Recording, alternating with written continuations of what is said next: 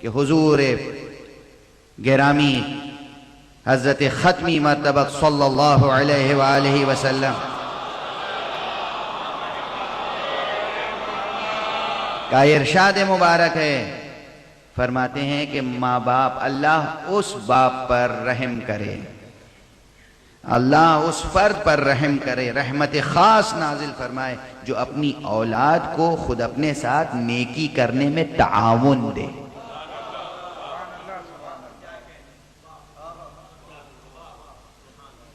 رحم اللہ امرأن اعانا ولدہ علی برہ،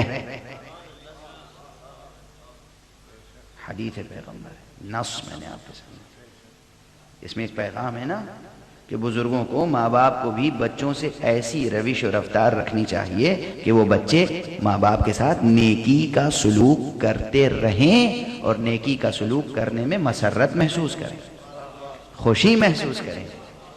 جب بیٹے گھر سے، ظاہری بھی باطنی بھی، جب بیٹے گھر سے نکلیں تو انہیں قریب بلائیے، شفقت سے دیکھیے، پیار کیجئے ان کی پیشانی پر، تو خود جب آپ پیشانی پہ پیار کریں گے تو ان کا سر جھکے گا، وہ آپ کے ہاتھ پہ پیار کریں گے۔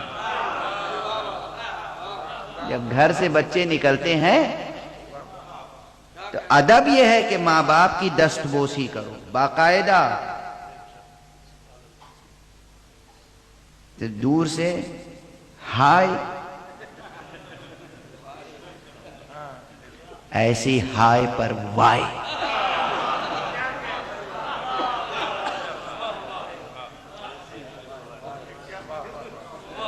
قریب آؤ، قربت کی لذت محسوس کرو۔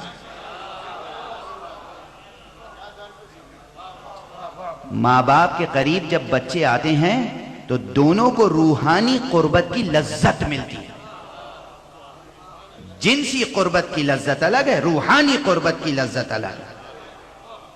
جسے روحانی قربت کہتے ہیں وہ تبھی محسوس ہوتی ہے جب بچے ماں باپ قریب آتے ہیں۔ جتنا فاصلہ کم ہوگا ایک روحانی قربت کا احساس ہوتا ہے۔ اس وقت باپ اور ماں کو چاہیے کہ بچوں کی پیشانی پر بوسہ دیں، چاہے کتنا ہی بڑا ہو چکا ہو، کتنا ہی بڑا ہو چکا ہے، بچہ بچہ رہے گا۔ ماں کے لیے اس کا بچہ بچہ رہے گا، باپ کے لیے اس کا بچہ بچہ رہے گا۔ اور بچوں کو چاہیے کتنے ہی بڑے ہو جائیں، ماں باپ کی دست بوسی، دست بوسی، تب گھر سے نکلیں۔ یہ ادب ہے، اہل بیت نے سکھایا ہے۔ یہ میں چاہتا ہوں ہر گھر میں یہ ادب نظر آئے۔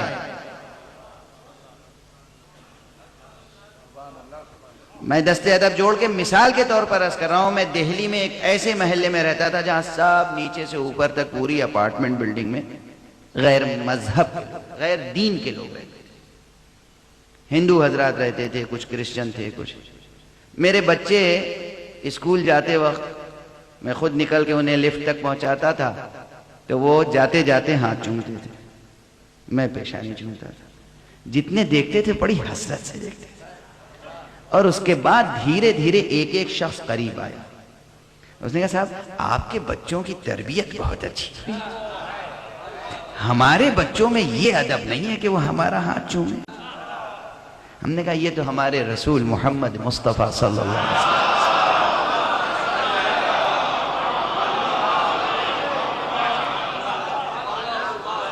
میں نے انہیں کلمہ لا الہ الا اللہ پہلے نہیں پڑھایا، میں نے پہلے کلمہ محمد رسول اللہ نہیں پڑھایا۔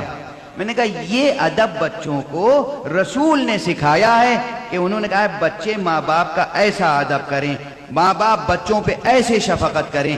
اب اس کے بعد آپ یقین فرمائیں گے کہ یقیناً وہاں سینکڑوں فیملیز تھیں، لیکن کئی ایک ایسے آئے کہ جو گھر میں آ کر انہوں نے کہا اسلام پر کوئی کتاب ہے؟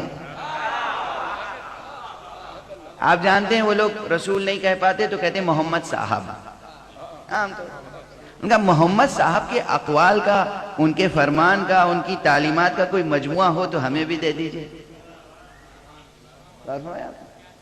میں نے یہ نہیں کیا کلمہ لا الہ الا اللہ پڑھو، رسول اللہ پڑھو، محمد رسول اللہ کہو۔ ایک چھوٹا سا نمونہ دیکھا انہوں نے اپنی آنکھوں سے جس میں کوئی تصنع نہ تھا، کوئی تکلف نہیں تھا، کوئی تصنع نہیں تھا، کوئی بناوٹ نہیں تھی، بچے شروع سے دیکھتے آئے تھے۔ میرے بچوں نے، میں نے کبھی اپنے بچوں سے نہیں کہا کہ میرا ہاتھ چومو، انہوں نے دیکھا یہ اپنی ماں کا ہاتھ چومتے ہیں، انہوں نے ہمیں دیکھا کہ یہ پاپا اپنے ماں باپ کا ہاتھ چومتے ہیں، انہوں نے ہمارا ہاتھ چومنا شروع کر دیا۔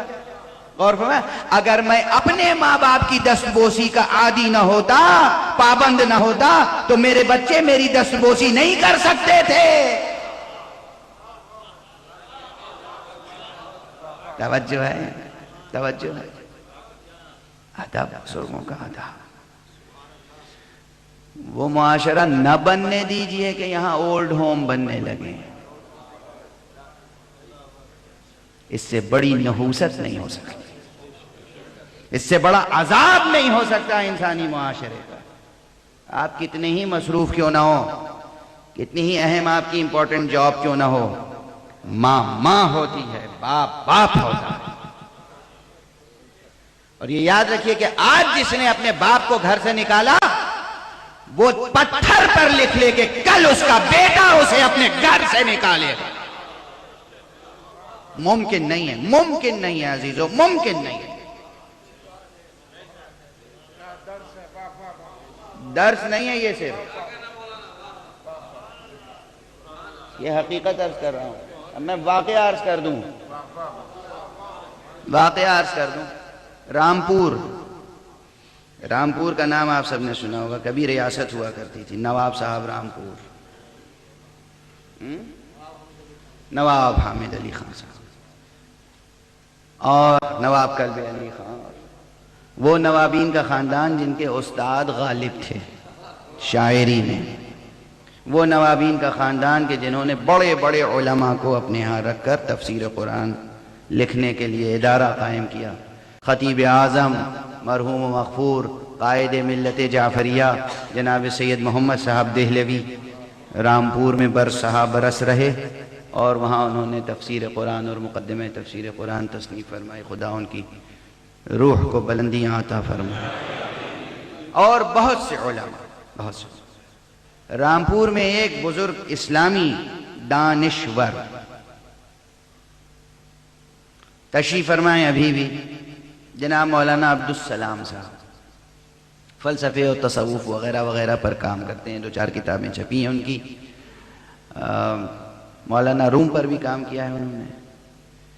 چونکہ وہ بزرگ دانشور ہیں، اس لیے ایک مرتبہ یہ ہوا کہ جب میں رامپور گیا تو میں نے خود خواہش کی کہ مولانا عبدالسلام صاحب سے میں ملنا چاہتا ہوں۔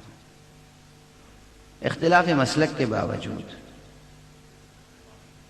چونکہ وہ دانشور ہیں، چونکہ انہوں نے کتابیں لکھی ہیں، چونکہ انہوں نے خدمت کی، اس لیے میں گیا۔ توجہ ہے آپ کی؟ میں گیا، ان کی مزاج پرسی کی، اور اس کے بعد بہت سے آداب و اخلاق کی باتیں آئیں، وزاداری کی باتیں آئیں۔ مجھے دیکھ کر خوش ہوئے، چونکہ میں ان سے عمر میں بہت کم ہوں، وہ بزرگ ہیں۔ انہوں نے کہا اب نوجوانوں میں کہاں یہ ذوق ہے کہ وہ کسی بوڑھے بزرگ سے آ کر ملیں۔ میں نے کہا نہیں، آپ صرف بزرگ ہی نہیں، آپ تو عالم بھی ہیں، دانشور بھی ہیں، اس لیے میرا آنا فرض تھا۔ میرے ساتھ ایک شاعر بھی تھے رامپور کے، انہوں نے کہا کہ صاحب اب تو آپ جیسی شخصیتوں کے لیے آنکھیں ترستی ہیں، اور اسی لیے میں نے ایک شعر کہا ہے۔ اظہر عنایتی صاحب